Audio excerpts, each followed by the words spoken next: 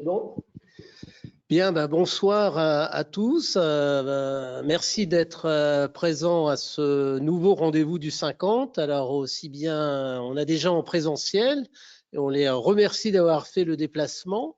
Et pour la peine, il y aura quand même une cerise sur le gâteau, c'est qu'après cette réunion, on va quand même fêter le Beaujolais nouveau. Donc on vous invitera après à passer à côté. Donc cette réunion est en présentiel et également en visio. Donc on a pas mal de monde qui se sont inscrits en visio, puisqu'il y a environ 200 de nos confrères qui se sont inscrits. Alors, ce qui prouve que le thème intéresse beaucoup, puisque le thème, c'est le départ des clients, à savoir, est-ce que c'est de la libre concurrence ou est-ce que quand un client part, est-ce qu'il peut y avoir détournement de clientèle? Alors, c'est vrai que c'est un sujet très, très sensible, très délicat, qui est plus fait sur du feeling, sur des sensations, sur des montants. On va avoir trois parties sur notre rendez-vous du 50. La première partie où on aura maître Augustin Robert qui nous a fait le plaisir de venir nous assister dans ce rendez-vous du 50, qui est avocat au barreau de Paris, qui connaît très très bien la profession, qui a défendu un certain nombre de nos confrères, aussi bien au niveau civil, au niveau pénal. Voilà, donc on l'écoutera attentivement, notamment sur la première partie qui sera de savoir ce qu'est réellement un détournement de clientèle. Donc on verra au niveau légal ce que c'est vraiment. La deuxième partie, ce sera comment prévenir les détournements de clientèle ou comment y remédier s'il y a eu détournement de clientèle. Ce sera également une partie intéressante. Et la troisième partie, c'est comment se défendre quand le détournement est avéré. Qu'est-ce que l'on peut faire? Alors, donc, qu'est-ce que j'avais d'autre à dire? Si vous avez des questions à poser aussi bien en salle, on va attendre peut-être la fin de chaque partie pour poser les questions. Donc, la fin de la première, deuxième ou troisième partie. Pour les gens qui sont en visio, vous pouvez poser vos questions sur le site, sur le chat, voilà. Et donc, notre charmante permanente Gabrielle nous donnera les questions. Voilà, alors je vais tout de suite passer la parole à Maître Robert pour qu'il nous explique légalement, juridiquement, qu'est-ce qu'un détournement de clientèle. Merci. Il faut en effet savoir de quoi on parle et notamment faire la différence entre un transfert de clientèle et un détournement de clientèle. Parce qu'au départ, il y a un principe, c'est celui de la liberté du commerce et de l'industrie, qui se traduit par la liberté d'entreprendre, la liberté d'exploiter, la liberté de concurrencer. Et la réglementation a changé dans ce domaine, notamment à la suite d'un arrêt de la Cour de justice des communautés européennes, de l'Union européenne en 2011. La CJUE avait été saisie par le Conseil d'État sur recours d'un expert comptable français qui avait jugé illégal l'ancien article 12.1 du Code de déontologie qui interdisait le démarchage. La CJUE, dans son arrêt du 5 avril 2011, a jugé que l'interdiction du démarchage était contraire à la directive sur le marché intérieur. Et la conséquence, c'est que le Conseil d'État, dans un arrêt du 22 juin 2011, a annulé purement et simplement l'ancien article 12.1 du Code de déontologie, si bien que ça a débouché aujourd'hui, au mois d'août 2014, sur la modification de l'article 152 du décret du 30 mars 2012. Et aujourd'hui, le démarchage est autorisé pour les experts comptables sous réserve de certaines limites qui sont énoncées dans ce décret du 30 mars 2012. Et la conséquence, c'est que elle est importante parce qu'on ne peut pas considérer, et je le dis, même si j'ai l'impression parfois d'enfoncer une porte ouverte, mais je le dis parce que ce n'est pas la vision, cette vision n'est pas partagée par tous les experts comptables, on ne peut pas considérer qu'un transfert de clientèle, même massif, fût-il consécutif au départ d'un salarié ou d'un associé, sera mécaniquement qualifié de détournement de clientèle. Et ça a été jugé pour la première fois de manière aussi claire dans un arrêt de la Cour de cassation du 10 septembre 2013, où dans cette affaire, 3 salariés avaient quitté le cabinet, dont le directeur d'un bureau secondaire, et ils avaient ensuite appelé les clients, le directeur du bureau secondaire avait ensuite appelé les clients de son ancien employeur, ce qui avait conduit à une augmentation significative du montant du chiffre d'affaires du nouvel employeur. Et l'expert comptable bénéficiaire de ce transfert de clientèle avait été condamné par le premier juge, puis par la Cour d'appel, et c'est dans ce contexte judiciaire qu'est intervenu l'arrêt de la Cour de cassation du 10 septembre 2013 qui dit « En se déterminant ainsi, alors qu'en vertu du principe de la liberté du commerce et de l'industrie, le démarchage de la clientèle d'autrui, fût-ce par un ancien salarié de celui-ci, est libre, dès lors que ce démarchage ne s'accompagne pas d'un acte déloyal. » La Cour d'appel, qui a constaté un simple transfert de clientèle sans relever un tel acte de la part des salariés concernés, a privé sa décision de base légale. Autrement dit, vous ne pouvez pas vous contenter de dire 10 clients, 20 clients, 30 clients, même 50 clients ont suivi mon associé ou mon salarié. Je suis fondé à demander et à obtenir une indemnisation. Il faut que vous démontriez que ce transfert de clientèle résulte d'actes déloyaux qui ont été commis, soit par votre ancien associé, soit par votre salarié. Et la jurisprudence, les juges du fond, c'est-à-dire les tribunaux de première instance et les cours d'appel, suivent cette jurisprudence de la Cour de cassation, qui a été ensuite rappelée dans des arrêts postérieurs au 10 septembre 2013. Elles le suivent et elles jugent par exemple que le démarchage des clients est maintenant autorisé, que le transfert de clients résulte parfois du mécontentement des clients suite au départ du salarié ou de l'associé, ou que le transfert résulte de la relation intuitu personae sur laquelle Jean-Marie Tumerel reviendra ensuite, qui peut expliquer que le client qui a travaillé pendant 10 ans avec le collaborateur, eh bien, trouve naturel de suivre ce collaborateur salarié lorsque celui-ci démissionne ou est licencié. Et donc, les juridictions ont également relevé au soutien des décisions de débouter des demandeurs que le fait pour un salarié d'avertir ses clients de son prochain départ n'était pas en soi un acte de concurrence déloyale. Donc, on a une jurisprudence maintenant très clairement établie de la Cour de cassation et qui a ensuite été appliquée par ce qu'on appelle les juges du fond, c'est-à-dire les tribunaux de première instance et les cours d'appel.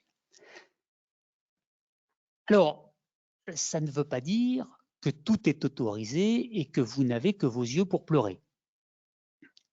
Effectivement, le transfert de clientèle peut être qualifié de concurrence déloyale et ça a été jugé oui, alors, parce que la limite de cette liberté du commerce et de l'industrie, c'est l'acte de concurrence déloyale.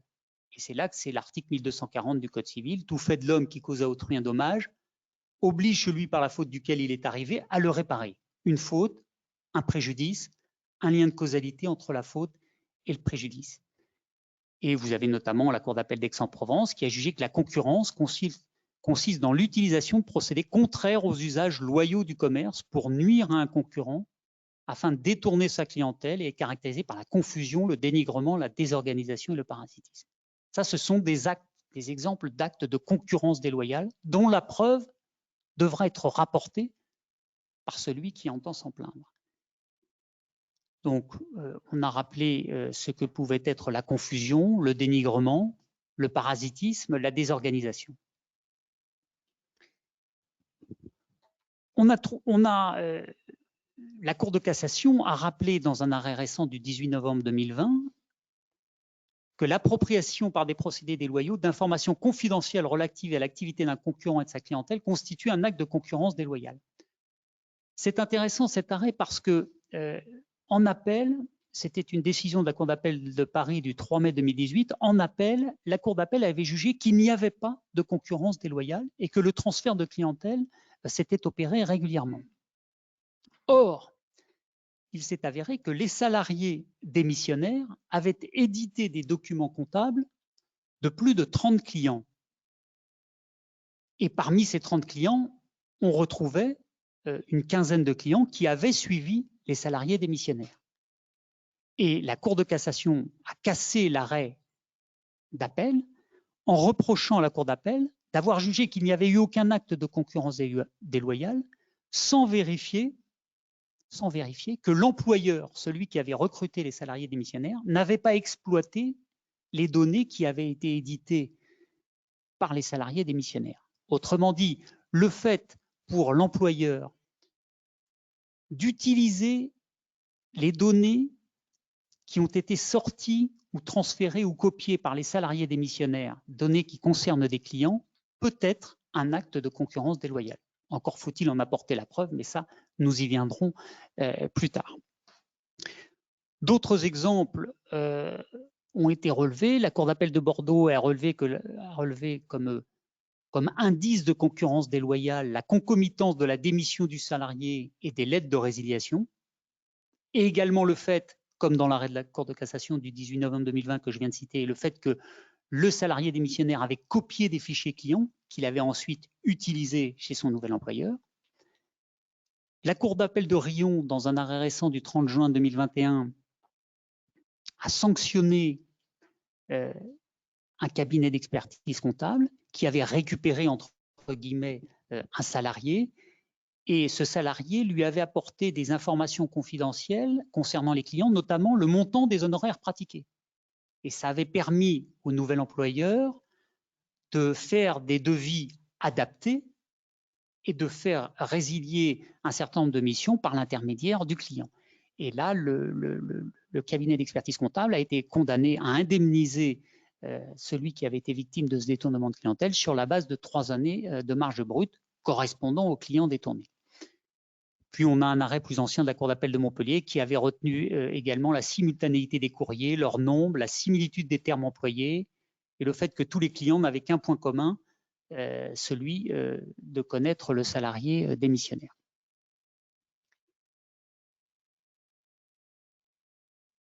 Donc, voilà, c'est tout pour la jurisprudence civile et commerciale, mais dont on peut retenir une seule chose, parce que c'est important, le transfert de clientèle n'égale pas un détournement de clientèle. Il faut sortir, même si c'est difficile, sortir de cette vision patrimoniale de la clientèle. La clientèle n'appartient pas à l'expert comptable. La clientèle est libre de choisir son prestataire, son avocat, son expert comptable, son commissaire aux comptes. Ce n'est que si le transfert résulte d'actes déloyaux qu'il devient fautif et qu'il autorise l'expert comptable qui en est victime à demander l'indemnisation à celui qui en est l'auteur. Et je cède maintenant la parole à Jean-Marie Tumerel pour l'appréciation au niveau déontologique. Merci, maître. Alors, au niveau déontologique, effectivement, maître Robert a rappelé, le principe, c'est le libre choix de la clientèle civile. La clientèle ne nous appartient pas patrimonialement, et donc tout transfert de clientèle n'est pas un acte contraire à la déontologie et à la libre concurrence. On est absolument d'accord. On a l'article 152 de notre code de déontologie qui dit que les actes de démarchage sont aujourd'hui autorisés, et l'article 163 du code de déontologie qui dit que la reprise de dossier est autorisée.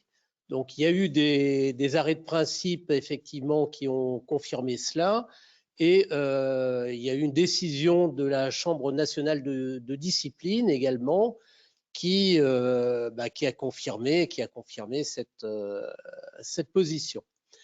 Et il y a quand même des limites, heureusement. Voilà. Et donc, on est un peu ici aujourd'hui pour voir quelles sont les limites. On n'est pas, c'est pas le Far West on n'est pas dans l'Ouest sauvage. Donc les limites, c'est quoi? Ce sont les respects des règles professionnelles. Donc effectivement, dans le cadre des règles professionnelles, il y a l'article 145 de notre code de déontologie. Donc cet article 145, je vais reprendre mes notes parce que je vois pas très bien. Je dois avoir la vue qui baisse et le tableau est loin. Donc l'article 145 de notre code de déontologie dit que les personnes mentionnées à l'article 141, c'est-à-dire nous, les experts comptables, exercent leur activité avec compétence. Ça, a priori, on n'a pas trop de problèmes. Conscience professionnelle, donc ça c'est important. Indépendance d'esprit. Elles s'abstiennent en toutes circonstances d'agissements contraires à la probité, à l'honneur et à la dignité. Voilà. Donc là, on rentre dans des notions qui sont peut-être un peu plus compliquées à définir que la compétence. On a également l'article 161 de notre code de déontologie qui dit que les personnes mentionnées à l'article 141, c'est encore nous, se doivent assistance et courtoisie réciproque. Elles doivent s'abstenir de toute parole blessante, de toute activité malveillante, de tout écrit public ou privé, de toute démarche ou manœuvre susceptible de nuire à la situation de leurs confrères. Alors c'est sûr que quand on prend des clients à un confrère, on nuit un petit peu à sa situation. Mais encore une fois, il y a des degrés. Il y a des degrés dans tout cela. Et l'article 163 dit également les personnes mentionnées à l'article 141 appelés par un client ou adhérent à remplacer un confrère ne peuvent accepter leur mission qu'après en avoir informé ce dernier. C'est les fameuses lettres de reprise qui sont obligatoires et qu'il y a lieu de mettre en place. Alors après, on verra à quel moment, parce que ça va être important pour nous de savoir à quel moment envoyer la lettre de reprise. Est-ce qu'on envoie la lettre de reprise avant d'avoir fait sa lettre de mission? Est-ce qu'on l'envoie après? Est-ce qu'on met des clauses particulières? On regardera ça en détail. Donc au niveau déontologique, je vais peut-être repasser la parole à Maître Robert sur les exemples de motifs de condamnation disciplinaire des experts comptables, si ça ne vous ennuie pas. Oui, parce que finalement, la jurisprudence disciplinaire s'est alignée dans une certaine mesure sur la jurisprudence civile et commerciale, ou en tout cas est cohérente avec celle-ci. Et ça a été jugé pour la première fois par le Conseil d'État dans un arrêt du 29 avril 2009, dans une affaire où un expert comptable avait porté plainte contre un autre expert comptable en invoquant un transfert de clientèle consécutif au départ de l'un de ses salariés. Et en première instance, la Chambre régionale de discipline avait prononcé une condamnation. En appel, la Chambre nationale de discipline avait infirmé cette décision de condamnation. Et l'affaire avait été portée devant le Conseil d'État, qui s'est prononcé en 2009, mais dans un sens très similaire à celui qui était celui de l'arrêt de la Cour de cassation que j'ai rappelé tout à l'heure, du 10 septembre 2013. Le Conseil d'État a dit la Chambre nationale, après avoir relevé qu'aucune preuve ni commencement de preuve d'une manœuvre en vue de détourner cette clientèle n'avait été apportée à l'encontre de M. A, n'a pas inexactement qualifié les faits de la cause en estimant que la seule circonstance que l'embauche de M. M par la société Y s'était accompagnée du transfert d'un nombre important de clients vers la société Y ne permettait pas par elle-même d'établir une manœuvre constitutive d'une faute. Donc pour le Conseil d'État, c'est la même chose que pour la Cour de cassation. Le transfert ne suffit pas en lui-même à constituer un détournement. Il faut autre chose. Et cette autre chose, on le retrouve dans les décisions de condamnation dont vous avez des exemples sur le support. Décision de condamnation, on a pris des exemples dans la Chambre nationale de discipline. Ça peut être le non-respect d'un protocole au terme duquel l'expert comptable s'était engagé à respecter la clientèle. Ça peut être l'absence de courrier de succession. Ça peut être la dissimulation des lettres de résiliation par un salarié ou par un associé qui empêche l'employeur de réagir en temps utile vis-à-vis des clients et de conserver, qui fait perdre une chance à l'expert comptable de conserver ses clients. Et ça peut être, dans un autre cas, la remise de l'ordinateur vidé de son contenu, de l'ordinateur professionnel vidé de son contenu et des actes de dénigrement auprès des clients. Mais attention, disons-nous, tous ces manquements déontologiques qu'on vient de citer, qui ont été retenus à l'appui de décisions de condamnation, ne vont pas forcément constituer une faute civile donnant le droit à obtenir une indemnisation. Ça a été jugé récemment, le 10 février 2021, mais ça avait été jugé antérieurement par un arrêt de la Cour de cassation du 7 juillet 2015, dans une affaire où une cour d'appel, où un salarié, à nouveau, était parti vers un autre cabinet d'expertise comptable, et il avait été suivi par une dizaine de clients. Et la cour d'appel l'avait condamné à verser des dommages-intérêts parce que le nouvel expert comptable n'avait pas adressé de courrier de succession et il n'avait pas proposé d'indemnité à son confrère. Cet arrêt a été cassé en se déterminant ainsi, en déduisant l'existence d'actes de concurrence déloyale du seul manquement à des règles déontologiques, sans constater que ce manquement était à l'origine du transfert de clientèle qu'elle retenait, la Cour d'appel n'a pas donné de base légale à sa décision. Autrement dit, l'absence de courrier de succession constitue incontestablement un manquement déontologique. Et il va exposer l'expert comptable à une sanction disciplinaire, on le verra ensuite. Ce manquement déontologique va également constituer une faute civile, au sens de l'article 1240 du Code civil. Tout fait quelconque de l'homme qui cause à autrui un dommage. C'est une faute civile. Mais la question qui se pose, c'est de savoir si cette faute civile a causé le préjudice, en l'occurrence le détournement de clientèle. Et on voit bien que non. Si le client est passé du cabinet A au cabinet B, ce n'est pas en raison de l'absence de l'aide de succession. C'est parce qu'il a été convaincu de le faire par des actes antérieurs. Donc le transfert de clientèle est chronologiquement antérieur au défaut d'envoi de la lettre de succession. Donc le défaut d'envoi de la lettre de succession n'a pas pu causer le transfert de clientèle. Alors on pourra toujours dire que, et c'est important, qu'il a pu le dissimuler et qu'il a pu permettre au transfert de clientèle de perdurer.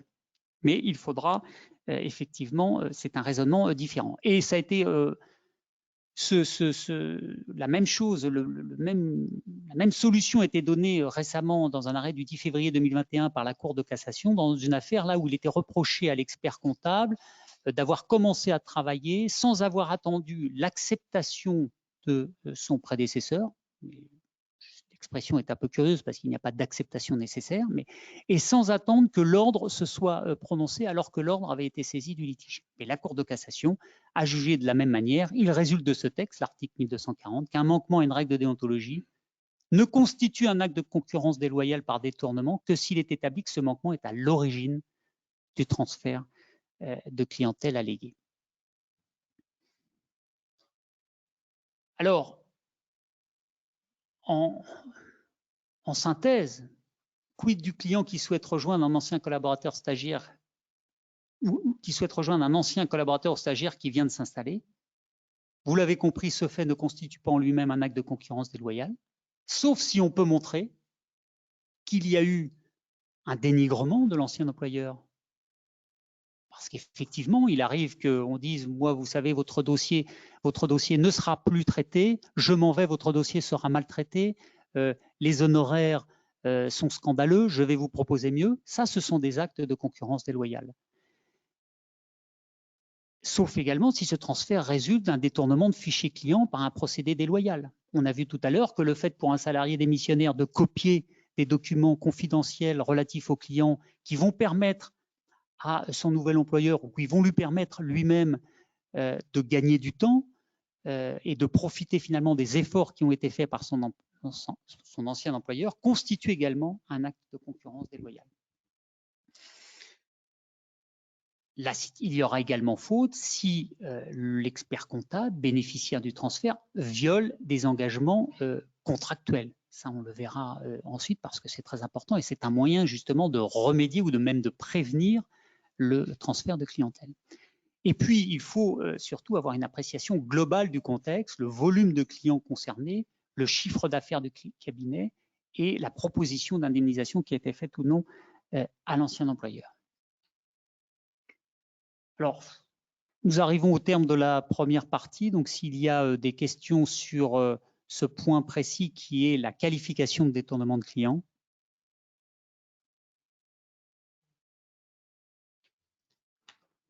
Pas de questions?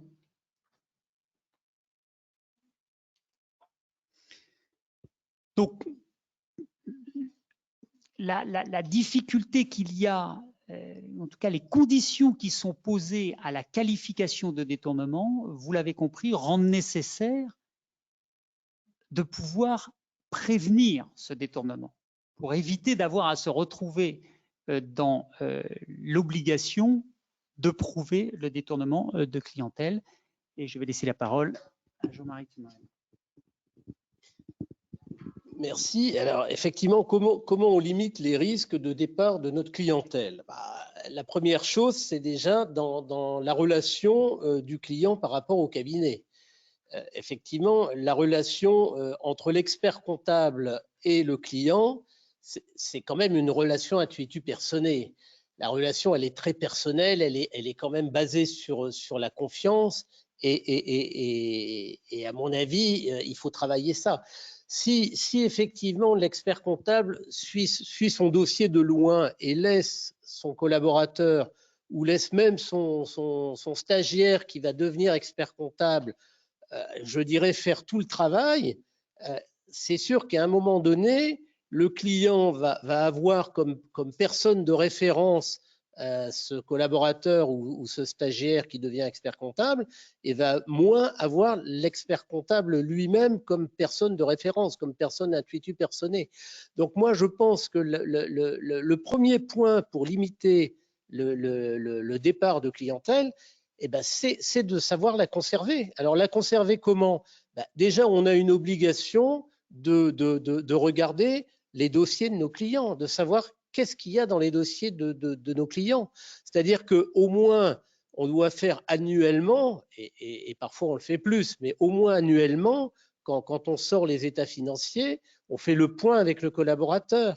À partir du moment où on fait le point avec le collaborateur, il y a toujours des éléments qui sont en exergue. L'expert comptable doit, dans ce cas-là, faire une réunion annuelle avec son client. Ça, on le dit. Déontologiquement, quand on fait des contrôles, on demande à voir si l'expert comptable a fait cette réunion et s'il a formalisé cette réunion. Et parfois, on a affaire à des confrères qui ne font pas ce travail de base. Parce que quand vous avez la réunion avec le client, vous savez très bien, vous allez soulever des points, vous allez peut-être en voir d'autres, et d'un seul coup, le client voit que c'est vous qui maîtrisez son dossier. Ce n'est pas le collaborateur qui est en dessous, ou le collaborateur le maîtrise, mais vous le maîtrisez aussi. Et vous êtes l'expert comptable. Si vous ne faites pas ce travail-là, à mon avis, vous fragilisez votre dossier ou vos dossiers. Donc, c'est impératif. Déjà, déontologiquement, on doit le faire, mais c'est impératif pour éviter que des clients partent. C'est impératif de connaître ses dossiers, de connaître ses clients et de les suivre annuellement.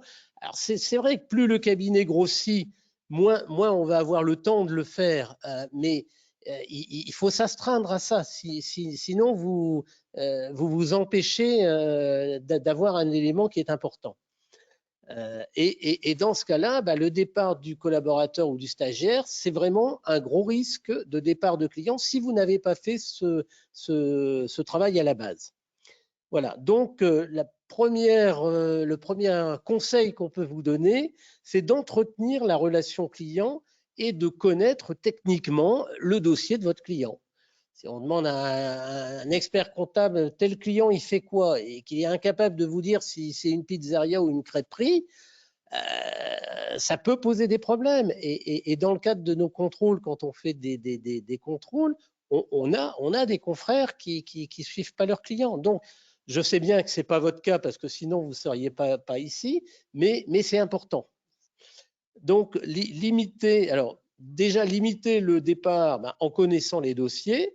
Et puis, je vais redonner la parole à Maître Robert pour voir comment on peut limiter les risques de départ contractuellement dans les différents documents juridiques que l'on peut avoir. Maître? Oui, et ça, c'est l'un des aspects essentiels. C'est qu'il y a des moyens juridiques de se prémunir contre des départs de clientèle ou contre une concurrence. Vous avez les moyens de limiter conventionnellement l'exercice de la concurrence, soit par vos salariés, soit par vos associés. Et ça se traduit par l'insertion de clauses de non-rétablissement, de non-concurrence, de non-sollicitation de clientèle, soit dans les contrats de travail de vos salariés, soit dans les statuts. Vous pouvez insérer dans les statuts une clause qui interdit à un associé, pendant qu'il est associé, de concurrencer la société dont il détient des parts. Ça peut être inséré, bien entendu, dans un contrat de cession de clientèle et ça prend effet, le plus souvent, au départ du collaborateur salarié, du stagiaire, de l'associé ou à compter de la cession de titres ou de clientèle. Alors, la clause de non-concurrence, c'est l'instrument le plus efficace, à condition, bien sûr, de faire attention à ses rédactions et de respecter les conditions qui ont été posées par la jurisprudence, c'est-à-dire qu'elle doit être limitée dans le temps. Là, je parle de la clause de non-concurrence insérée dans un contrat de travail, parce qu'il y a quelques spécificités pour la clause de non-concurrence insérée dans un acte de cession de clientèle, lorsque vous achetez une clientèle. Elle doit être limitée dans le temps et dans l'espace, indispensable à la protection des intérêts légitimes de la société, tenir compte des spécificités de l'emploi du salarié et comporter une contrepartie financière au bénéfice du salarié, faute de quoi elle serait nulle et inopposable aux salariés. Et dans la convention collective concernant les experts comptables et les commissaires aux comptes, on trouve des éléments sur la durée maximum de la clause, 3 ans, et le montant de l'indemnité qui ne peut être inférieur à 25% de la rémunération annuelle perçue au cours des 24 derniers mois. Donc effectivement, et il y a certains de vos confrères qui me disent non, mais ces clauses coûtent trop cher. Et elles ont un avantage essentiel par rapport à la situation, par rapport à l'absence de clause que j'ai décrite tout à l'heure, c'est qu'elles vous dispensent d'apporter la preuve de l'existence d'actes de concurrence déloyale. Et on verra que cette preuve est difficile à apporter. En cas de violation de la clause de non-concurrence, il vous suffit de montrer que votre ancien salarié ou votre ancien associé continue de travailler avec vos clients pour caractériser le manquement. Et il ne reste plus qu'ensuite à démontrer l'existence du préjudice. Autrement dit, le seul fait pour le salarié de continuer à travailler avec l'un de vos clients après la cessation de son contrat de travail constitue une violation de la clause. Vous n'avez pas à apporter la preuve qu'il a commis un acte déloyal en copiant des fichiers, en démarchant, en vous dénigrant, etc. Et donc, c'est une différence fondamentale. Ça vous place dans une position radicalement différente en cas de litige. Alors, il y a aussi la clause de respect de la clientèle qui se distingue de la clause de non-concurrente en ce qu'elle vise simplement, en ce qu'elle interdit simplement à l'ancien salarié de s'intéresser à la clientèle de l'employeur. Mais elle est très souvent requalifiée en clause de non-concurrence, dont elle doit également être assortie d'une contrepartie financière, faute de quoi elle serait inopposable à au salarié. Je dis un mot des cessions de clientèle ou de cabinet parce qu'il y a quelques particularités, parce que la situation est la suivante. Vous achetez une clientèle à un expert comptable. Soit cet expert comptable part à la retraite. Je dirais c'est le cas idéal pour l'acheteur. Il n'a pas à craindre une concurrence. Mais il arrive que l'expert comptable soit ne parte pas à la retraite alors qu'il avait dit qu'il faisait, soit est encore suffisamment jeune pour continuer d'exercer. Et se pose le problème d'une éventuelle récupération par cet expert comptable vendeur des clients qu'il a lui-même cédés. Donc en amont de tout ça, on peut faire insérer, parce que, alors je reviens un peu en arrière, dans le cadre d'une cession de clientèle, d'un achat de clientèle, on a coutume de dire que lorsqu'on achète une clientèle, on reprend les contrats. Et c'est un abus de langage. On ne reprend pas les contrats, puisque les contrats, ils ont été conclus avec le cédant, La lettre de mission a été conclue avec le cédant et le client est libre de ne pas signer une nouvelle lettre de mission et de ne pas vouloir partir avec cet expert comptable. Donc, il va devoir, là, vous, en tant qu'acheteur, vous allez devoir faire signer des nouvelles lettres de mission à tous les nouveaux clients. Mais vous risquez que certains de ces clients ne veuillent pas signer de lettre de mission et vous risquez donc une déperdition de clientèle. Pour ça, vous pouvez demander à votre vendeur d'insérer dans les lettres de mission, de faire signer à ses clients de nouvelles lettres de mission en insérant une clause de substitution au terme de laquelle le client autorise l'expert comptable vendeur à se faire remplacer par Monsieur X, qui est l'expert comptable acheteur. Et l'intérêt de cette clause, c'est qu'il y aura transfert automatique de la lettre de mission dès la cession de clientèle, dès la notification de la cession de clientèle au client. Bon, et donc de cette manière, l'expert comptable acheteur sera au moins assuré, au moins pour une année, de ne pas avoir de déperdition de clientèle, ce qui lui laissera le temps de fidéliser sa clientèle. Ça, c'est un moyen, je dirais, en amont de s'assurer qu'on va garder une certaine clientèle.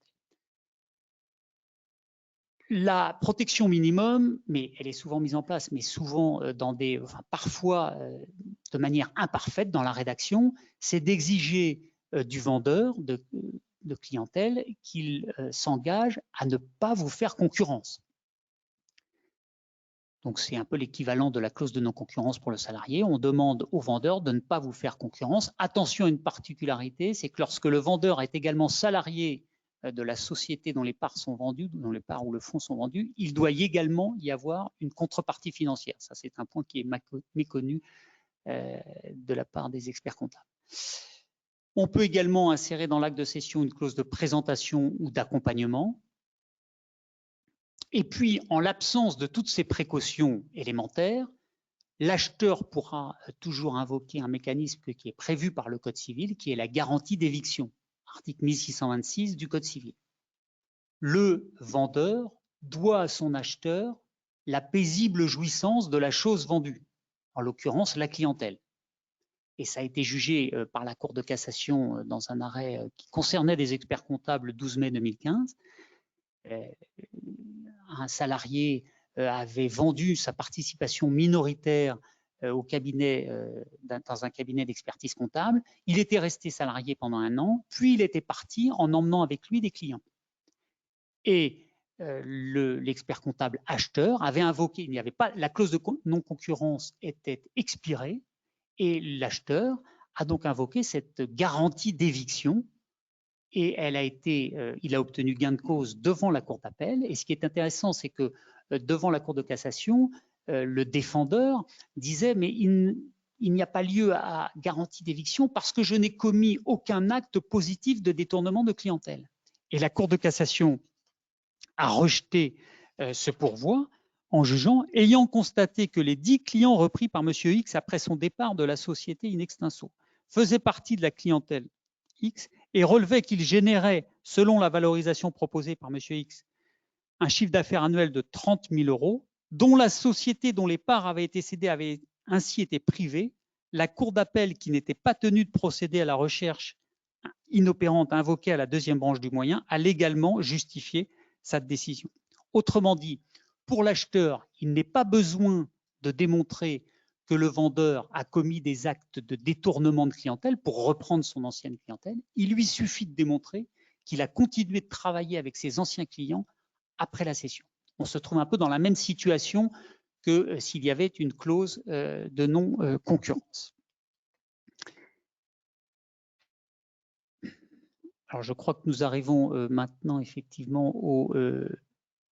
oui, donc encadrer... ah oui, non, il y a un autre point également, c'est... Alors cette fois-ci, c'est dans vos relations avec les clients où vous pouvez encadrer les modalités de résiliation. Oui, alors c'est de plus en plus dans les lettres de mission. Déjà, la mise en place d'un préavis de rupture, ça je dirais que c'était assez classique. De tout temps, on a toujours mis un préavis de rupture. Usuellement, le préavis est de 3 mois avant la date de clôture des comptes. voilà, ça c'est quelque chose qu'on a depuis très longtemps. Ce qui est plus récent, c'est la clause pénale qui est possible pour les clients professionnels. C'est-à-dire qu'on demande une indemnité de rupture si justement ce délai de préavis de rupture n'est pas respecté. Et donc on a effectivement une cour d'appel de Bourges du 1er avril 2010 qui a admis la licéité d'une telle clause. Ce qui fait qu'aujourd'hui, effectivement, c'est admis à partir du moment où le délai de préavis n'est pas respecté, la clause pénale s'applique et apparemment, elle est assez bien acceptée, elle est assez bien acceptée au niveau des clients. Donc, on vous a mis un exemple de clause pénale que vous pouvez faire figurer dans vos contrats. Voilà, c'est en cas de résiliation par le client au cours d'un exercice comptable ou pendant la mission, et sauf faute grave imputable à la structure d'exercice, c'est sûr que si dans ce cas-là, le client part et on ne voit pas très bien pourquoi il devrait une indemnité de rupture, le client devra verser à ce dernier les honoraires dus pour le travail déjà effectué, majoré d'une indemnité conventionnelle égale. Alors, on voit 25, on voit 30%, on voit 50 parfois, mais enfin, on est souvent plus près des 25-30 d'une année d'honoraires. Hein, donc, c'est sur une année. Voilà, donc pensez à mettre ça peut quand même freiner justement un client qui voudrait partir sans respecter le délai.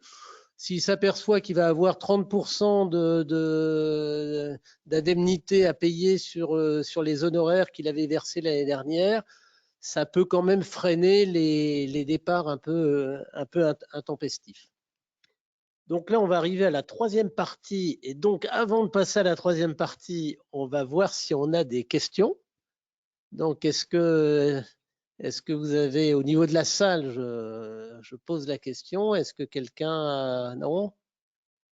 Et alors, sur Internet?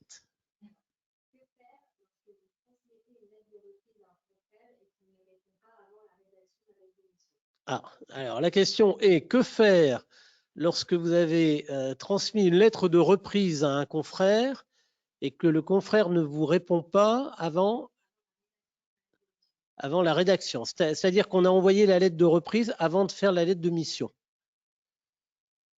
Bah, effectivement, c'est une bonne question. Je crois que si le confrère ne répond pas, alors il me semblait qu'on pouvait écrire au président de l'ordre en disant, écoutez, j'ai envoyé une lettre de reprise à un confrère, je n'ai pas de réponse, je vous demande l'autorisation de prendre le dossier. Et en général, cette autorisation est acceptée puisque le confrère n'a pas répondu. Après, c'est peut-être à vous à faire la preuve que vous avez bien envoyé le dossier. Parce qu'on a vu aussi des confrères qui avaient des lettres de mission envoyées en simple. Et puis le confrère en face disait, mais moi, la lettre de mission, je ne l'ai jamais reçue. Ou on a vu tout à l'heure le salarié qui allait partir, qui subtilisait les lettres confraternelles. Donc, je pense, à mon avis, si le confrère ne vous répond pas dans un délai assez bref, hein, en général, dans les 15 jours, on répond, envoyez peut-être une lettre recommandée ou passez peut-être un petit coup de fil au confrère. Je veux dire, ça arrive, c'est confraternel. Il vous dira peut-être des choses oralement qu'il ne vous aurait pas écrit. Donc, mais faites des éléments pour montrer que vous avez quand même fait vos diligences de lettres confraternelles.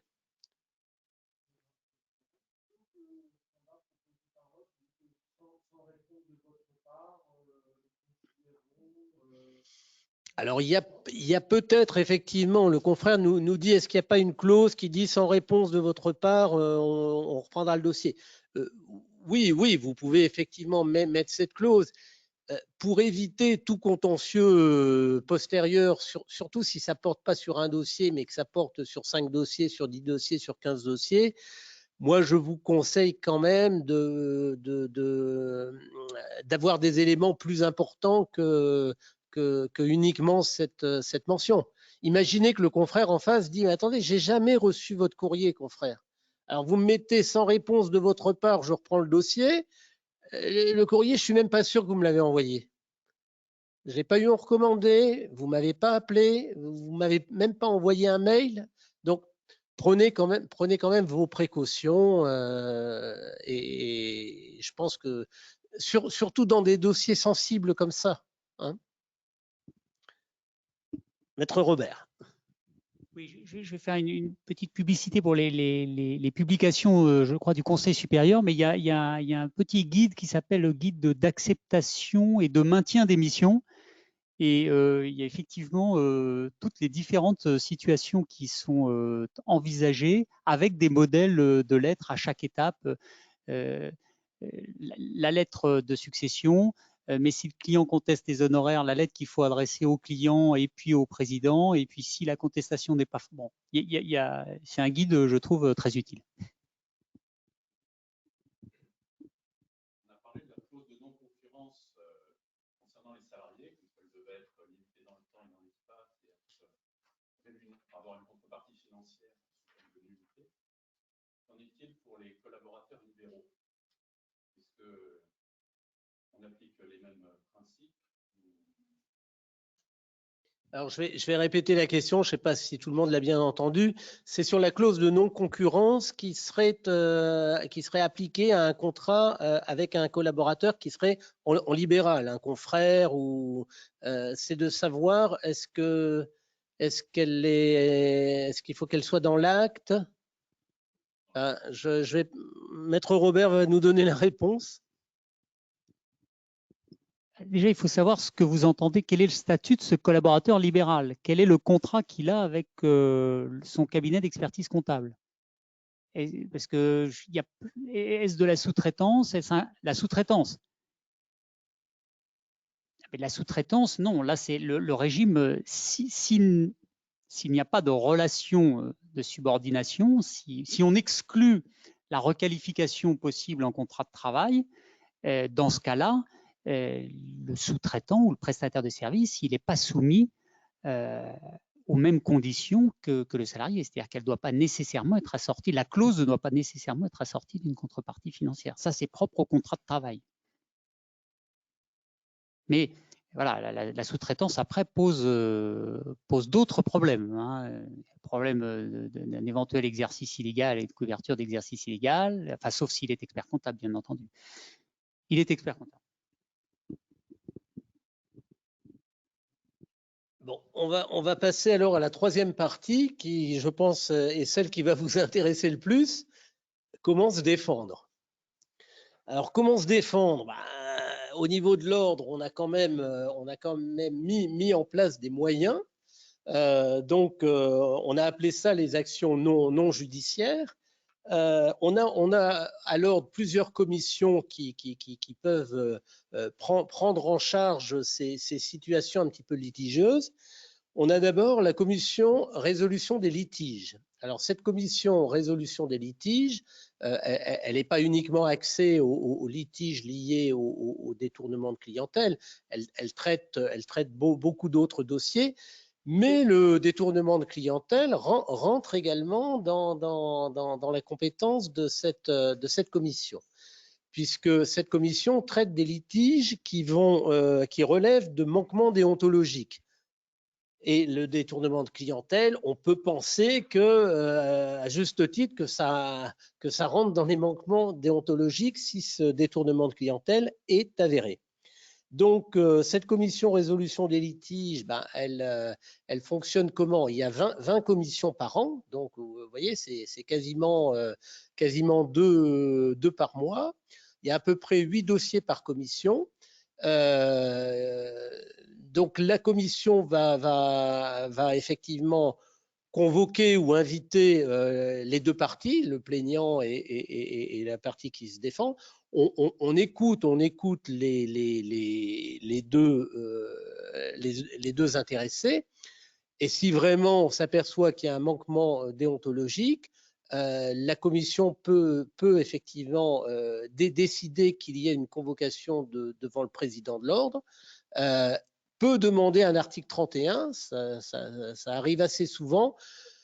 quand les situations ne sont pas claires, l'article 31, c'est simplement qu'un expert comptable va aller voir dans le cabinet, va demander les éléments, je dirais à charge et à décharge, va demander l'ensemble des documents, va faire un rapport, et au vu de ce rapport, s'il s'avère que le détournement est vraiment réel, ça peut entraîner une transmission en chambre de discipline. Voilà, donc c'est des éléments non judiciaires. À titre d'exemple, on a eu à traiter des litiges entre associés, des départs de collaborateurs pour un autre cabinet, des dossiers qui étaient en sous-traitance avec la fin de sous-traitance et la reprise du dossier par le sous-traitant. Donc ici aussi, on est quand même dans un cadre de transfert de clientèle qui pourrait s'assimiler à du détournement. On traite beaucoup d'installations d'anciens salariés devenus experts comptables et d'anciens stagiaires également devenus experts comptables. Donc, vous voyez, les litiges, on n'en a pas tant que ça, hein. En 2019, on avait 12 demandes dans cette commission règlement des litiges. 2020, on n'en a eu que 3. C'est peut-être l'effet Covid qui a refroidi les clients qui préféraient rester dans leur cabinet. Et on en a eu 8 en 2021. Voilà, donc l'objectif de la commission, c'est d'essayer de trouver des solutions. Si les solutions ne sont pas trouvées, on essaye d'envoyer les confrères et les clients ou en commission de conciliation ou éventuellement en arbitrage. Sachant que l'arbitrage, c'est surtout pour lorsqu'il y a des cessions de clientèle, des actes de cession. Et dans ce cas-là, on vous recommande souvent dans les actes de cession de mettre une clause compromissoire, de dire qu'en cas de litige, on demande à l'ordre d'arbitrer le problème. Le gros avantage, c'est que l'arbitrage de l'ordre, il ne coûte pas très cher, on le verra tout à l'heure, il est rapide. Et puis surtout, c'est un arbitrage en droit, mais également en équité. C'est-à-dire que l'arbitre va pas rendre des décisions illégales, mais l'arbitre peut, à côté des décisions juridiques qui ont été mises, estimer en équité et estimer différemment. Donc c'est quand même très très important ce point. Voilà. Et alors qu'est-ce qu'on peut dire d'autre? Je vous ai parlé des commissions, donc conciliation. Conciliation, on essaye de favoriser les accords entre les parties. C'est souvent la conciliation entre clients et experts comptables. L'arbitrage, là, c'est plus entre des experts comptables. Et en arbitrage, on rend une sentence arbitrale. La sentence arbitrale, c'est comme un jugement du tribunal, avec le gros avantage également ou le désavantage. Mais enfin, à Paris, on a opté, nos sentences arbitrales ne sont pas susceptibles d'appel. C'est-à-dire que dès qu'on a rendu la sentence arbitrale, c'est terminé. On ne revient pas sur le dossier. Ce qui est dans la sentence a un caractère d'autorité de la chose jugée. C'est comme un jugement. Voilà. Alors, c'est vrai qu'on les limite aux litiges dont le montant est supérieur à 1 500 €. Parce que les frais d'arbitrage sont quand même un peu plus importants. Donc, pour des litiges à 1500, en dessous de 1500, il vaut mieux passer à autre chose. Voilà. On vous a mis également les frais. Merci, Maître Robert. J'avais oublié la manette, mais je vois que vous suivez bien le dossier. Donc, on vous a mis les frais. Alors, en conciliation, quand il y a un litige entre experts comptables et clients, c'était 480 €. Pendant la période Covid, on a réduit à 50%. Donc, c'est 240 € par partie. Les litiges entre experts comptables, c'est un peu plus cher, c'est 2 400 € par partie, mais pendant la période Covid, c'est 50%. Et pour l'instant, on est toujours dans cette période 50%. On a quand même très peu de litiges entre experts comptables en conciliation, parce que les coûts sont élevés. Généralement, si on va en conciliation, les montants sont moins importants. Par contre, en arbitrage, litige entre clients experts comptables, on est à 600 €. par partie. Donc aujourd'hui, il y a toujours le discount de 50%, il faut en profiter. Par contre, les litiges entre experts comptables, ce sont souvent des dossiers beaucoup plus lourds. Et donc là, le montant est de 2400 € TTC par partie. Donc, ça fait plus que 2000 parce que vous récupérez tous la TVA. Et il y a toujours le discount de 50%. Donc là, c'est pas très cher, c'est beaucoup moins cher que des actions judiciaires. C'est beaucoup plus rapide. Vous êtes jugé par un de vos pairs, donc qui comprend très bien des situations. On n'a pas eu le temps de faire une lettre de mission complémentaire. On a, vous voyez, toutes ces situations, peut-être qu'un juge arriverait moins à sentir. L'arbitre, qui est un expert comptable, aura plus de chances de saisir ces éléments-là. Voilà. Alors après ces actions, je dirais un peu judiciaires, on a les actions ordinales. Donc l'action ordinale, dans le cadre de détournement de clientèle, ça veut dire qu'on est allé en règlement des litiges. Là, on a vu que c'était pas clair, et donc le président de la commission de l'article 31, en l'occurrence moi, je sollicite auprès de l'ordre des experts comptables, je sollicite un article 31, c'est-à-dire j'explique le problème et je demande à ce qu'on m'autorise à envoyer un expert comptable chez le confrère un peu mis en cause pour voir à charge et à décharge si les assertions qu'on nous a expliquées sont bien les bonnes. Et là, dans le cadre de l'article 31, c'est pas un contrôle confraternel, c'est un contrôle où on vient pour voir des choses, et je dirais pas qu'on a tous les droits, mais voilà, il faut nous donner les éléments que l'on réclame et dont on a besoin. Si vous ne nous les donnez pas, ça risque de se gâter pour la personne qui subit l'article 31 et ça risque de finir en discipline. Donc en général, ça permet de faire un rapport ou de dédouaner le confrère, de dire non, au vu des éléments, j'ai vu les lettres de mission, j'ai vu les courriers de reprise, j'ai vu des mails, il n'y a pas tant que ça de dossiers qui sont partis. Voilà, c'est une appréciation d'un professionnel par rapport à un autre professionnel. Voilà, donc après on va passer aux actions, alors là qui sont plus non judiciaires et qui sont plus ordinales, qui sont peut-être des actions contentieuses. Et donc je repasse le micro à Maître Robert. Merci. Alors là, il faut distinguer deux situations. Soit vous aviez une clause de non-concurrence. Et dans ce cas-là, la preuve est relativement facile à établir. Puisque, encore une fois, je le répète, vous n'avez pas à établir la preuve d'actes déloyaux. Vous avez simplement à établir la preuve du transfert. Donc, dans ce cas-là, si vous avez la preuve du transfert et que votre clause de non-concurrence est valable, vous pouvez directement aller devant une juridiction pour obtenir réparation du préjudice. Mais en l'absence de cette clause, ou même si vous avez cette clause mais que vous n'arrivez pas à établir le transfert, il va falloir établir la preuve. Parce que la preuve, je l'ai dit au début, la charge de la preuve, elle pèse sur le demandeur à l'action. En l'occurrence, celui qui se dit victime du détournement de clientèle. Ça va être à lui d'apporter la preuve de la faute, du manquement, du préjudice et du lien de causalité. Donc, il existe un moyen pour cela. Il y a les moyens dont on vient de parler, les moyens ordinaux. Il existe un moyen pour cela, un moyen procédural. C'est l'article 145 du Code de procédure civile qui dit que s'il existe un motif légitime de conserver ou d'établir avant tout procès la preuve des faits dont pourrait dépendre la solution d'un litige, les mesures d'instruction légalement admissibles peuvent être ordonnées à la demande de tout intéressé sur requête ou en référé.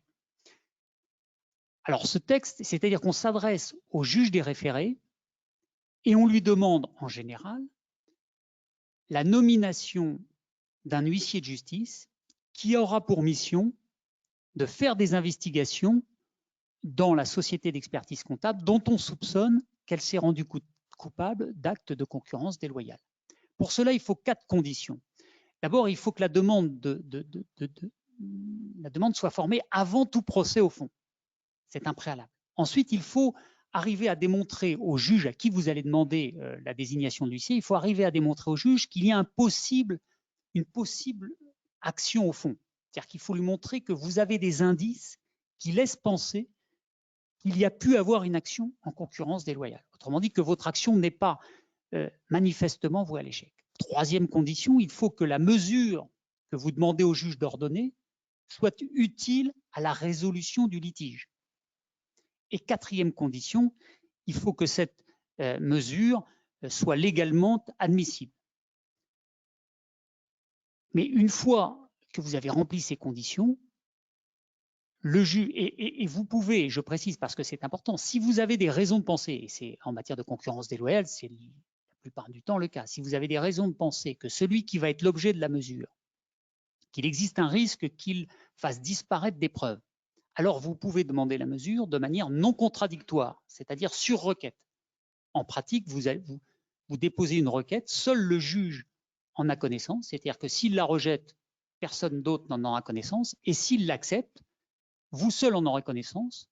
Ensuite, vous donnez cette ordonnance à l'huissier de justice, qui est assisté d'un expert informatique et, s'il est nécessaire, d'un agent de la force publique, va intervenir dans les locaux ou même au domicile, pourquoi pas, de l'expert comptable soupçonné de concurrence déloyale et va réaliser des investigations qui vont permettre éventuellement de, premièrement, déterminer s'il y a eu des actes de concurrence déloyale, s'il y a eu des actes de dénigrement, s'il y a eu un démarchage, s'il y a eu des copies de fichiers faites chez l'ancien employeur, s'il y a eu un démarchage systématique avec du dénigrement. Deuxièmement, de déterminer l'ampleur de la reprise de clientèle, parce que peut-être que tous les courriers de succession n'auront pas été envoyés. Donc c'est un élément effectivement qui est quasiment indispensable avant l'engagement d'un procès en fond, si toutefois il n'y a pas de clause de non-concurrence.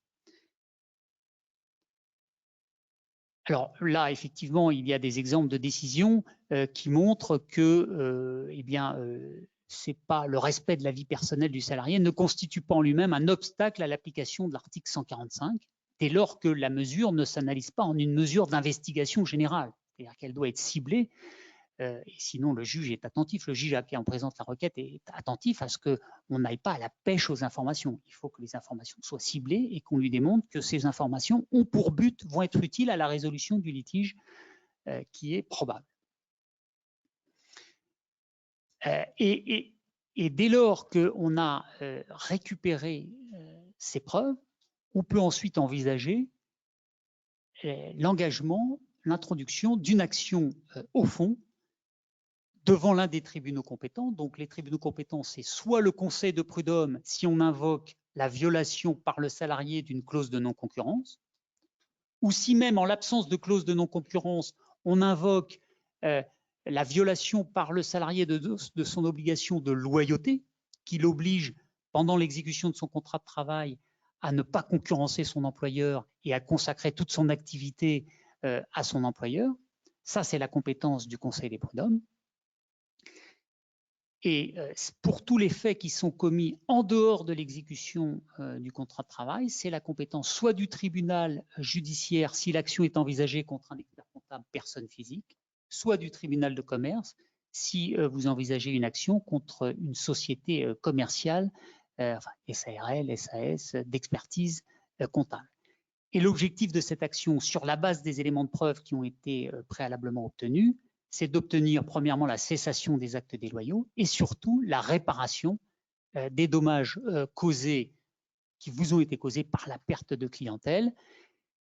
Et donc là, il y a plusieurs, il n'y a pas de règles et on voit plusieurs solutions qui se dégagent en jurisprudence. Soit la jurisprudence considère que, eh bien, il faut évaluer l'actif détourné et elle se réfère pour cela elle se réfère pour cela au barème, entre guillemets, pour l'achat de clientèle, c'est-à-dire un coefficient entre 0,80 et 1,10 €. soit, j'avais cité la Cour d'appel de Rion il y a quelques instants, le 30 juin 2001, qui a évalué le préjudice résultant du détournement de clientèle à 3 ans de marge brute. C'est-à-dire que là, elle ne se place pas dans l'évaluation d'un actif, elle se place effectivement dans l'évaluation du manque à gagner causé par le détournement de clientèle.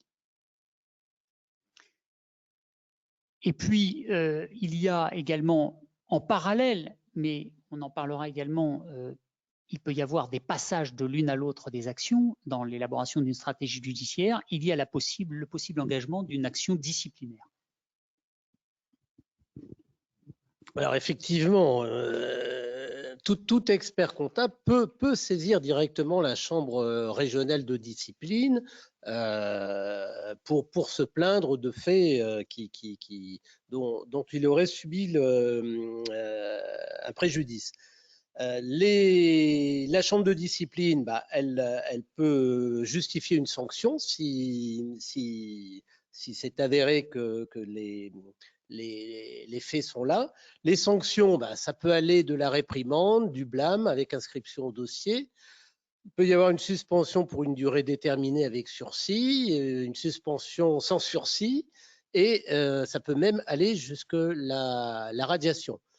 Il faut savoir que la chambre de discipline est là, a pour mission la protection des tiers et l'image de la profession, qu'elle est composée par un président qui est un magistrat professionnel, c'est-à-dire que ce n'est pas un expert comptable, c'est vraiment un juge. Je veux dire, il n'y a pas une maîtrise, il est complètement indépendant. Il y a 2 assesseurs qui, eux, sont des élus experts comptables, et il y a également la présence du commissaire du gouvernement. Alors, je dirais oui, un expert comptable peut toujours saisir la chambre régionale de discipline contre un autre expert comptable. Mais c'est un peu le bouton atomique. Vous avez vu qu'il y a quand même des commissions avant, commission règlement des litiges, il y a quand même la conciliation, il y a quand même l'arbitrage. Aller directement saisir directement la chambre régionale, faut vraiment être sûr de son coup. Parce que si la chambre régionale estime qu'effectivement, il n'y a absolument pas matière à sanction, le président peut très bien estimer que vous avez saisi à tort la chambre régionale, et il peut y avoir également une sanction dans le sens inverse, c'est-à-dire qu'il peut y avoir un boomerang. Donc, effectivement, on ne peut pas vous dire que ce n'est pas possible de saisir la chambre régionale.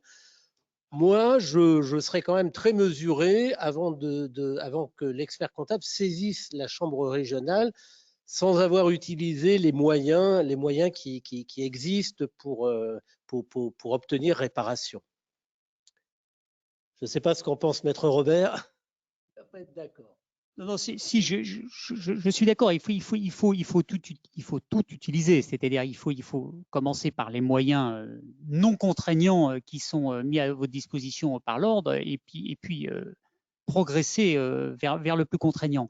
Et je voulais rajouter quelques mots, effectivement, parce que j'avais évoqué il y a quelques instants sur la nécessaire articulation entre les procédures que vous pourriez engager devant les juridictions civiles et commerciales et la procédure disciplinaire, parce que vous pouvez très bien engager l'une et l'autre concomitamment ou l'une après l'autre. Et là, c'est à déterminer au cas par cas, c'est une stratégie judiciaire à déterminer au cas par cas. Vous pouvez par exemple estimer dans certains cas que la procédure disciplinaire va vous permettre d'obtenir une condamnation de l'expert comptable dont vous pourrez ensuite vous prévaloir devant la juridiction civile et commerciale. Vous pouvez même estimer que l'engagement d'une procédure disciplinaire, va vous permettre de trouver des preuves. Et là, je reviens sur l'article 31. Si le rapport article 31 est versé au dossier disciplinaire, vous, en tant que plaignant, vous allez avoir accès à ce dossier disciplinaire, vous allez avoir connaissance de ce rapport article 31 que vous allez pouvoir ensuite utiliser dans le cadre d'une action commerciale, cette fois-ci devant les juridictions commerciales, pour obtenir réparation du préjudice. Mais inversement, il y a parfois, dans d'autres cas, certains clients préfèrent, parce que c'est plus opportun dans leur cas, de commencer par ce qui les intéresse, c'est-à-dire obtenir réparation du préjudice causé par le détournement. Ils partent devant les juridictions civiles et commerciales et ensuite, je je dirais, cerise sur le gâteau pour certains, ils vont devant les juridictions disciplinaires pour obtenir la sanction, voilà, la sanction du comportement contraire à la déontologie de leurs confrères. Et je cite pour mémoire, on ne l'a même pas mis là, mais ça fait partie des possibilités offertes, mais beaucoup plus marginales. Le détournement de clientèle peut également être qualifié à certaines conditions d'abus de confiance. Dans ce cas-là, on peut même imaginer d'aller devant les juridictions pénales pour détournement de clientèle. Ça a été jugé pour la première fois, et peut-être, enfin, c'est le seul arrêt que j'ai en tête par la Cour de cassation en 2017. L'abus de confiance, c'est faire d'une information un usage autre que celui auquel cette information était destinée. En clair, si un salarié utilise des informations dont il avait connaissance dans l'exercice de sa mission chez son ancien employeur pour traiter les dossiers clients, s'il utilise ces informations pour un usage autre, c'est-à-dire démarcher les clients ou les détourner, alors il y aura des possibles qualifications en abus de confiance avec tous les moyens d'investigation dont dispose la justice pénale pour faire la preuve des faits répréhensibles, mais aussi avec toute la possible lenteur de la justice pénale et le défaut c'est une justice qui effectivement offre des avantages en termes principalement d'investigation, et donc elle résout le problème de collecte de preuves que je citais tout à l'heure, mais par contre, elle est dans la plupart des cas beaucoup plus lente que les juridictions disciplinaires ou que les juridictions civiles et commerciales, et vous perdez la maîtrise de la procédure. Et souvent, si vous engagez une procédure pénale, rien ne vous empêche également d'engager une procédure civile ou commerciale, mais il vous sera opposé le sursis à statuer. Donc c'est un choix à faire, mais je le cite pour mémoire parce qu'il y a certains de vos confrères qui se dirigent vers cette voie.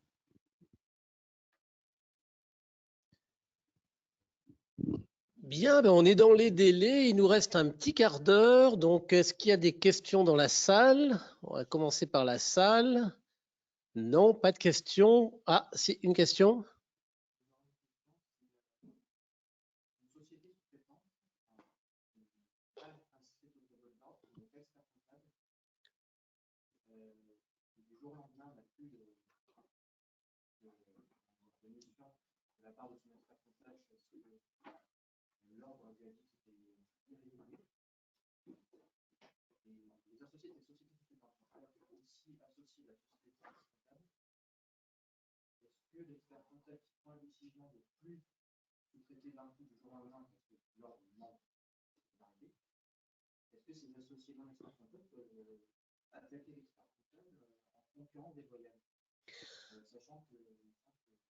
Alors ici, on a une question qui concerne pas le détournement de clientèle.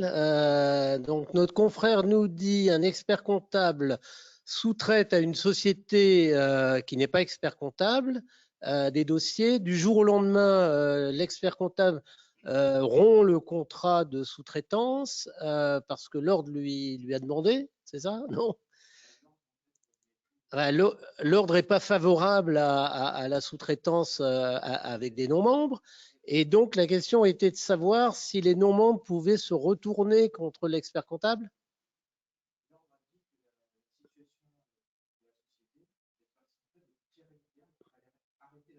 Bon, alors, l'ordre a demandé à la société d'expertise comptable, à l'expert comptable, d'arrêter la sous-traitance. Et la question était de savoir si les non-membres pouvaient se retourner contre l'expert comptable pour rupture abusive. Écoutez, après, ça dépend du contrat de sous-traitance qui a été passé. Donc là, je dirais que ça sort un peu de notre périmètre de détournement de clientèle. C'est plus des rapports entre un sous-traitant et un expert comptable. Je sais pas, je passe la parole à Maître Robert. Moi, j'ai pas d'avis là. Le contrat peut d'abord contenir des clauses de durée, qui peut être à durée déterminée, et la situation, ou à durée indéterminée. La situation n'est pas la même. Un contrat à durée déterminée ne peut pas être résilié, sauf faute ou sauf clause avant l'expiration de son terme. C'est le premier point. S'il est à durée indéterminée, il peut être résilié à tout moment, mais dans ce cas-là, le contrat prévoit un préavis. Maintenant, la particularité, c'est que, et donc à chaque fois, si le préavis n'est pas respecté ou si le contrat a été résilié avant son terme, le sous-traitant est fondé à un motif, en tout cas, pour engager une action. Maintenant, la particularité, c'est que l'expert comptable, lui, invoquera le fait que la rupture lui a été demandée par l'ordre, parce que la situation était, semble-t-il, irrégulière. Donc, si c'est avéré, c'est-à-dire s'il est avéré que la situation était irrégulière et que le sous-traitant ne pouvait pas agir, alors effectivement, il me semblerait, la solution, c'est que le sous-traitant ne... Si le contrat était irrégulier, je pense que le sous-traitant ne pourra pas se plaindre de la résiliation d'un contrat qui était illicite.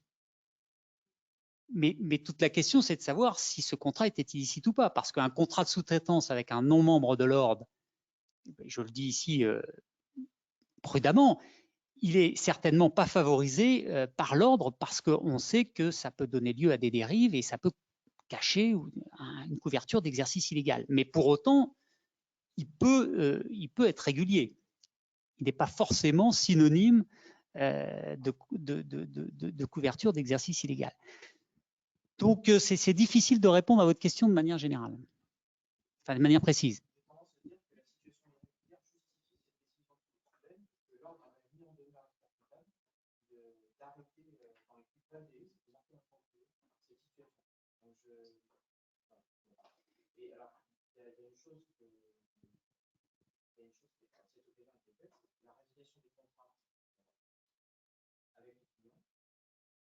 Dans la lettre de résiliation, il y a je vous invite à trouver un autre expert comptable.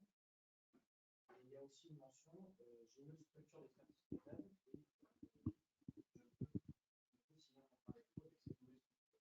Est-ce que cette mention, cette invitation à signer avec la nouvelle structure est un acte de concurrence déloyale? Parce que selon certains avocats, dans cette situation, ça pourrait être appelé. Attendez, confrère, je pense que là, on déborde beaucoup, mais alors je vous invite au prochain rendez-vous, parce que je vois que le prochain rendez-vous, 16 décembre 2021, c'est sur la complicité d'exercice illégal et les collaborations à risque. Et je pense que si l'ordre a envoyé un courrier à un expert comptable en lui demandant d'arrêter une collaboration, c'est qu'elle devait être à risque. Donc, je vous invite à venir au prochain rendez-vous du 16 décembre. On va demander si en vidéo on a d'autres questions.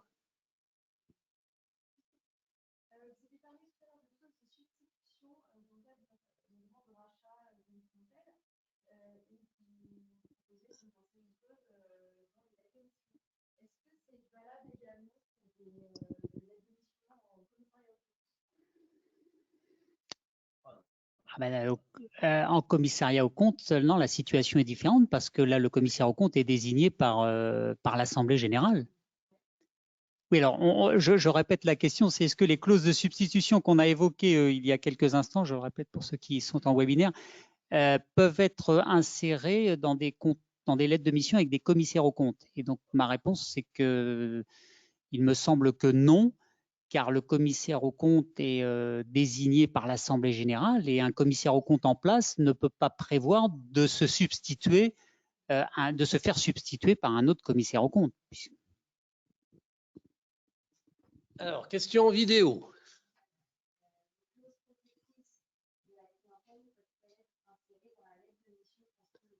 Alors, les clauses protectrices de la clientèle peuvent-elles être insérées dans la lettre de mission? Maître Robert. Est-ce que oui, non, moi je vois pas comment ça pourrait se faire. C'est-à-dire que on interdirait aux clients d'aller voir quelqu'un d'autre. Le client peut s'interdire d'embaucher les salariés de son expert comptable, ça c'est vrai. Mais est-ce que non, cette clause, pour moi, je ne vois pas comment elle peut opérer. il y a une clause de durée. On peut prévoir, ce qui peut être prévu, c'est prévoir des clauses qui soient plus longues que la durée habituelle d'un an renouvelable. C'est vrai que dans 99% ou même peut-être 100% des cas, la clause et le contrat est d'une durée annuelle renouvelable par tacite reconduction, sauf dénonciation avec un préavis de 3 ou 4 mois. Mais on pourrait concevoir, pour essayer de limiter la liberté du client, de prévoir qu'il s'engage pour une durée de 2 ans, 3 ans ou 4 ans. Ça serait un contrat à durée déterminée. Mais sinon, je ne vois pas comment on peut limiter la liberté du client. Alors, d'autres questions? On a encore un petit peu de temps.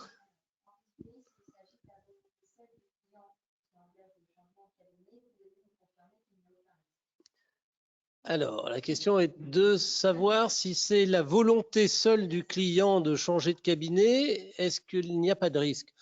Si un client veut changer d'expert comptable, on ne peut pas l'empêcher, hein, on ne va pas… Voilà. Donc, encore une fois, on part sur le principe de la liberté. Liberté de changer d'expert comptable si on veut. Ce qu'on ne veut pas, c'est qu'il y ait des manœuvres dilatoires, c'est qu'il y ait des manœuvres condamnables de la personne qui quitte l'expert comptable.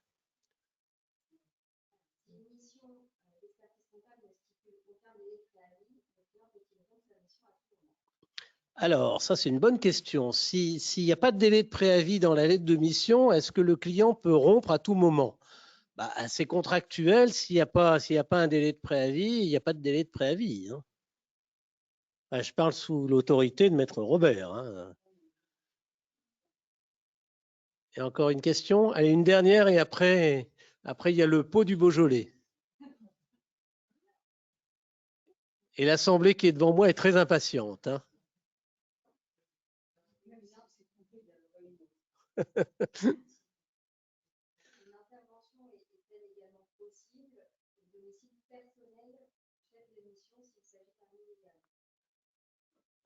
Alors ça, la question, c'est est-ce que l'intervention au domicile personnel, une intervention de qui?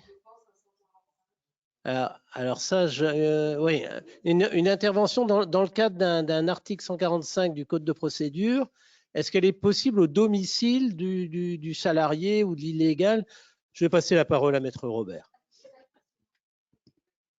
Non, mais l'intervention au domicile est possible, simplement comme elle est plus intrusive et plus attentatoire à la vie privée du salarié, elle est regardée avec circonscription par le juge, mais elle a été admise dans un arrêt qui est cité.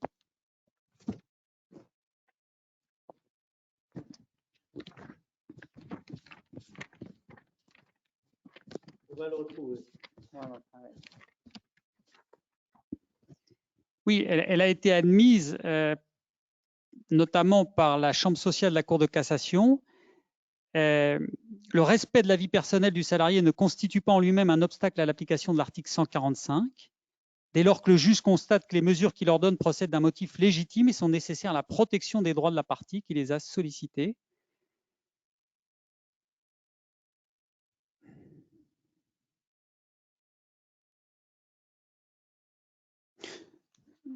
Donc, effectivement, la solution, c'est que oui, ça peut, voilà, dans un cadre judiciaire, de toute façon, c'est dans le cadre de l'article 145 du Code de procédure civile, on peut demander la désignation d'un huissier pour faire des investigations, et ces investigations peuvent avoir lieu sur le lieu de travail et également au domicile, s'il s'avère que cette mesure est nécessaire à l'obtention des preuves.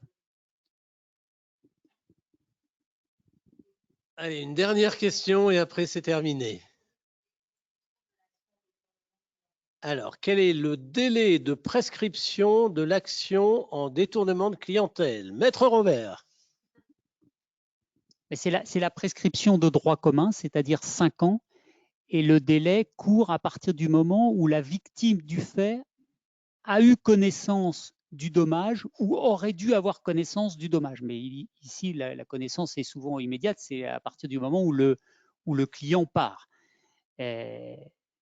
Alors, on pourrait imaginer même que le point de départ se situe postérieurement si la victime des détournements peut dire qu'elle a eu connaissance du départ des clients, mais pas des actes dommageables. Elle pensait que ces départs étaient naturels et qu'elle ne s'est rendue compte qu'après que ces départs en fait résultaient d'actes déloyaux de la part de son confrère. Mais en tout cas, c'est 5 ans. Voilà, merci de votre attention, merci à la salle, merci à tous nos experts comptables qui sont en vidéo. On espère qu'ils sont restés jusqu'à la fin. Désolé pour eux, on va faire le pot du Beaujolais nouveau sans eux, mais il fallait venir à l'ordre.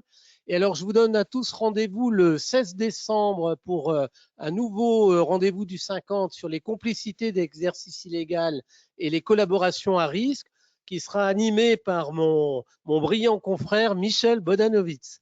Voilà, bonne soirée à tous et merci d'être venus à notre rendez-vous.